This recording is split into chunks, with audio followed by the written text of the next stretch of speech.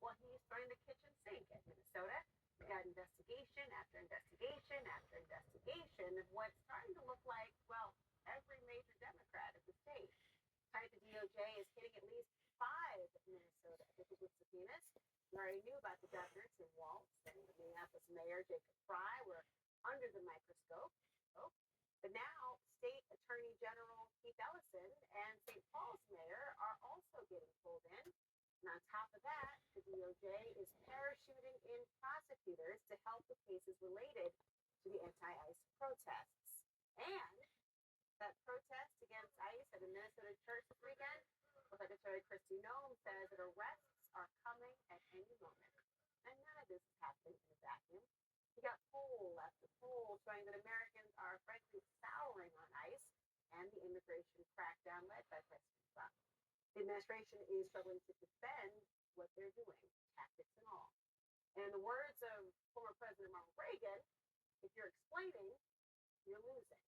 Well, Trump tried to do a lot of explaining at the White House today, spending the first 10 minutes of, well, a rambling press briefing on immigration and also Minnesota, complete with props in the form of mugshots.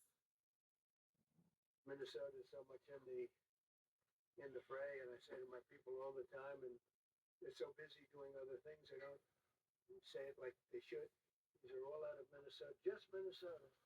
I say, why don't you talk about that more? Because people don't know. So what ICE does, and Border Patrol is incredible. But the problem may not be the message, it may be the messenger. Because the Department of Homeland Security, the agency spearheading the immigration crackdown, they've got a huge credibility problem on their hands. Exhibit A, they say they're not racially profiling anyone when federal agents make stops. I think I've seen a lot on this network and other places where they're talking about this is racially based. Absolutely not. Racial animus is no place in DHS and is, of course, not used. We're using what is protected under the Fourth Amendment of the U.S. Constitution. Except we have Minneapolis residents, actual U.S. citizens, saying they were profiled, and it's caught on video. Do you have documentation? I do have my documentation. Present it to me. Why are you asking me for my paperwork? Because of your accent. I see you have an accent too. Where were you born, sir? Where were you born at? Put your hands behind your back. Do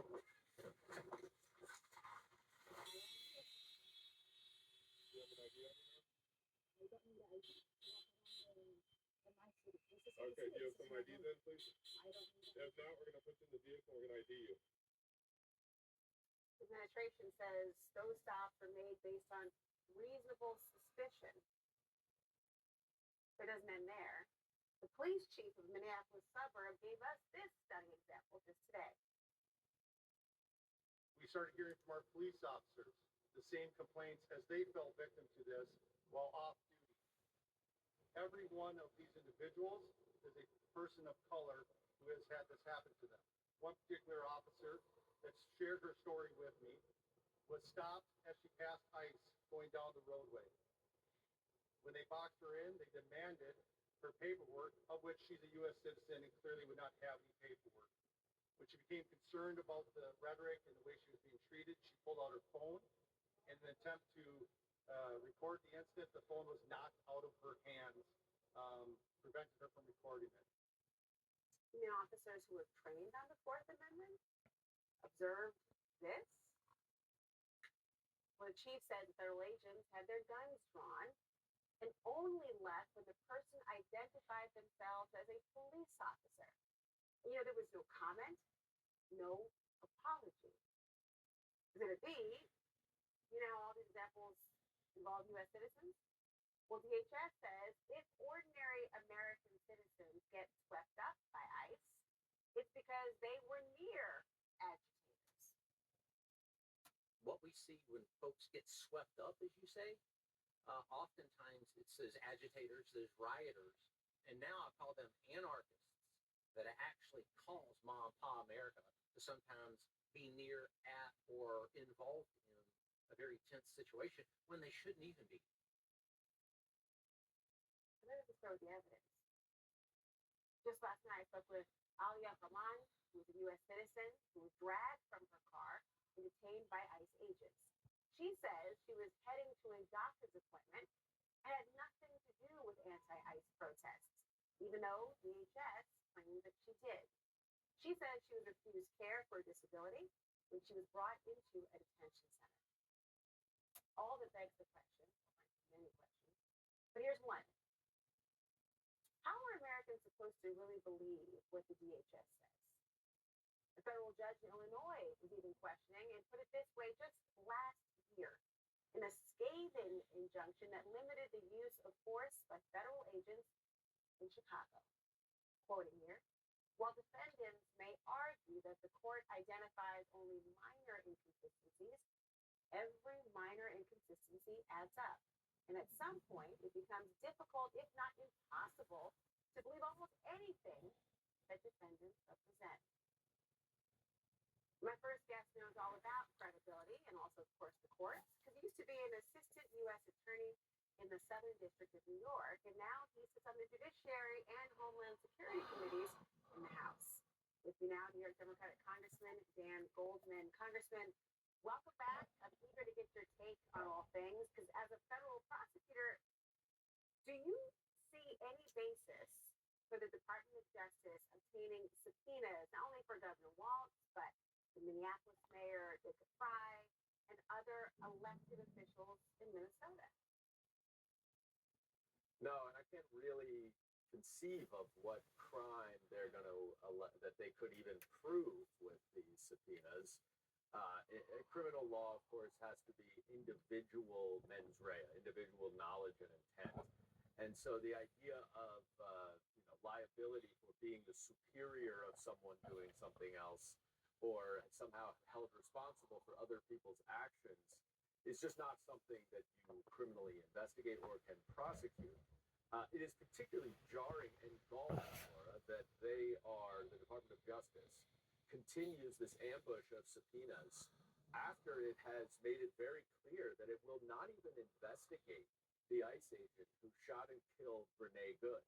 The notion that they would not investigate that and that they would somehow concoct an investigation into all of these Democratic officials who are trying to keep the peace against these absolutely lawless and violent ICE agents is truly remarkable. And I think there's more to it than just a simple criminal investigation. I think they are trying to chill these Democratic officials with the threats of subpoenas so that they don't do their own investigation into the ICE agent or that they don't continue to pursue other legal means against these ICE officers who are just so clearly acting outside the bounds of the law.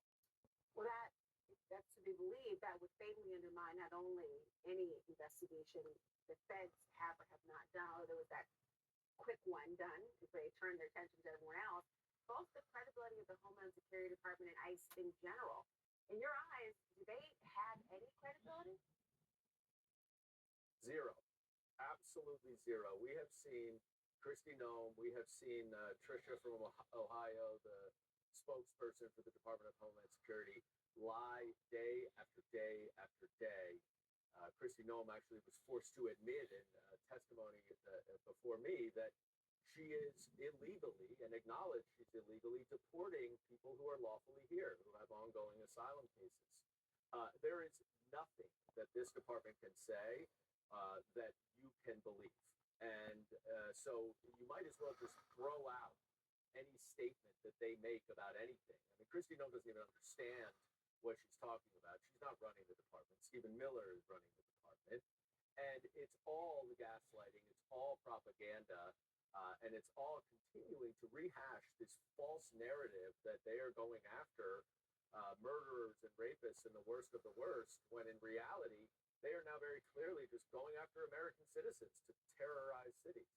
They would argue, and they have, that there's almost a collateral damage. Somebody who's in the proximity of somebody who's otherwise lawfully being pursued is also swept up into this dragnet, which, in your larger point, if there's no credibility assigned to previous statements, then statements like that are also questioned, and for many, questioned to the point of exhaustive investigations that say, I don't believe what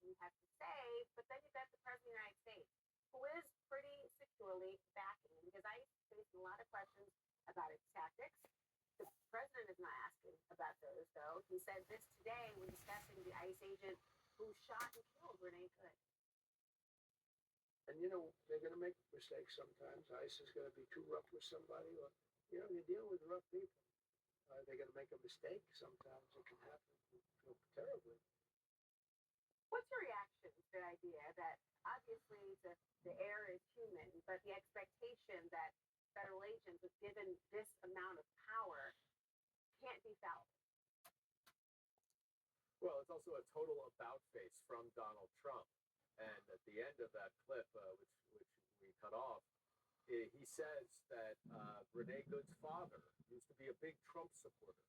It is so clear that the only reason that he now has any sympathy for Renee Good after calling her a domestic terrorist a few hours after it happened is because he learned that her father rather, supported him. I mean, this is how policy is being made in the United States. Donald Trump doesn't like wind turbines off the coast of the Scotland golf course, so he bans all offshore wind. He doesn't like the fact that he didn't receive the Nobel Peace Prize, so he is threatening to attack Norway, the country that the Peace Prize comes from. And now he's changing his entire tune about Renee Good because, somebody, her father may have liked him. He is such a petty, small man, and our entire foreign policy, domestic policy, immigration policy is being run by his little shaky ego. And it is a disgrace. And what's even more disgraceful is that you don't have any Republicans in Congress who are significantly and seriously standing up and saying, this is a ridiculous way to run this country. You need to stop and get a hold of yourself and stop putting your own little ego in front of everyone else in this country. Well, the job of Congress as a co-equal branch of government is to provide a check and a balance. I understand the House Appropriations Committee is releasing the new short-term funding bill, and there are some small reforms and budget cuts to ICE, also Border Patrol, but frankly not that much. And many of your Democratic colleagues say that this does not go far enough, and now, as a result, they won't support it. That obviously could cause a government shutdown in 10 days. What is your position? Will you support it? No, I can't support the continuation of this absolute terrorizing lawlessness, the notion of secret and masked agents asking people on the street for their proof of their citizenship papers. That is literally what the SS did in Nazi Germany. That is authoritarian. And the notion that our own law enforcement, civil law enforcement, not even criminal, would be doing things like that, or things like barging into homes without warrants. That is just illegal if you are searching someone, you're trying to arrest someone for a crime, much less arrest someone for a civil immigration enforcement action. So no. Meanwhile, the Attorney General, Pam Bondi, just announced that Lindsay Halligan will step down as acting U.S. Attorney of the Eastern District of Virginia. And Bondi said this, quote, despite multiple unnecessary legal obstacles placed in her path, Lindsay stepped forward at a critical juncture for our nation and fulfilled her responsibilities with courage and resolve. And you recall that DOJ has fought to keep her in that very position for months, even when the judge was wondering why she was still holding after they had been quite clear.